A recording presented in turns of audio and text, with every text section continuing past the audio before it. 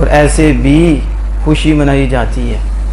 یقیناً ان کا یہ عمل قابل تحسین بھی ہے اور ہمارے لیے قابل تقلید بھی ہے۔ آپ سب کو پتہ ہے کہ ہمارے ہاں برتھ ڈے کیسی ہوتی ہے اور سالگرہ کیسی ہوتی ہے، جس میں کوئی تمیز نہیں ہوتی۔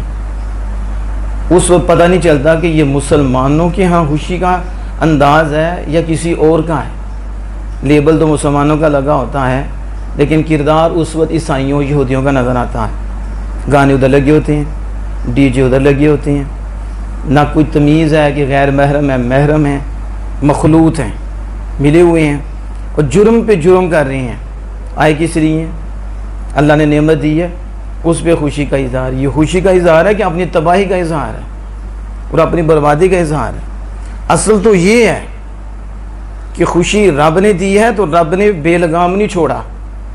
خوشی دے کر یہ نہیں کہا کہ جس طرح مرضی چاہو تم اس خوشی کو مناؤ اور اس خوشی کے حوالے سے جیسے چاہو تم چلو، جیسے چاہو تم کرو۔ نہیں، کہا دیا بھی میں نے ہے اور نصاب بھی دے دیا ہے۔ اپنی مرضی پہ نہیں تو انہیں چلنا بھی ہماری مرضی پہ ہے۔ اس نعمت پہ خوشی بھی ہماری مرضی پہ ہوگی۔ اگر تکلیف آئے گی تو پھر صبر بھی ہمیں سامنے رکھ کے کیا جائے گا، اگر نعمت آئے گی تو پھر بھی ہمیں سامنے رکھ کر ہمارے حضور گردن جھکائی جائے گی۔ اب یہ جو عمل ہے یہ بھی چاہتے تو کیا یہ نہیں کر سکتے؟ اللہ کے